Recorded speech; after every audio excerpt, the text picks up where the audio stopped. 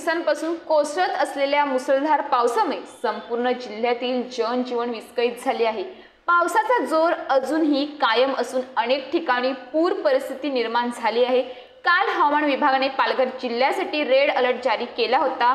या अतिवृष्टीमुळे अनेक रस्ते पाण्याखाली गेले असून वाहतूक पूर्णपणे ठप्प झाली आहे। आज 20 ऑगस्टला मोनरहून पालघरकडे जाणारा मुख्य रस्ता बंद करण्यात आला आहे।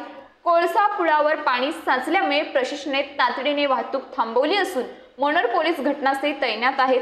नागरिकांनी या मार्गावरून प्रवास टाळावा असे आवाहन करण्यात आले आहे। स्थानिक जागरूक नागरिक ही घटनास्थळी उपस्थित असून ते वाहन चालकांना पाण्यातून गाड्या न चालवण्याची विनंती करत आहेत। कोणती दुर्घटना होऊ नये यासाठी सर्वांनी काळजी घेण्याचे आवाहन केले जात आहे। दरम्यान वैतरणा नदी दुथडी भरून वाहत आहे। नदीला पूर आल्यामुळे मोनरहून नांदगावकडे जाणारा रस्ताही बंद झाला आहे। या रस्त्यावर पुराचे पाणी साचल्याने वाहतूक थांबवण्यात आली आहे। यासोबतच मोनरवरून मस्ताननाका येथे जाणाऱ्या रस्त्यावर 2 मोऱ्या पाण्याखाली गेल्या असून त्या भागातही वाहतूक बंद करण्यात आली आहे।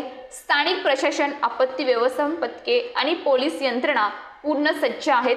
नागरिकांनी आवश्यक ती काळजी घ्यावी, घराबाहेर न पडणे सुरक्षित आहे असे आवाहन प्रशासनाकडून करण्यात येत आहे।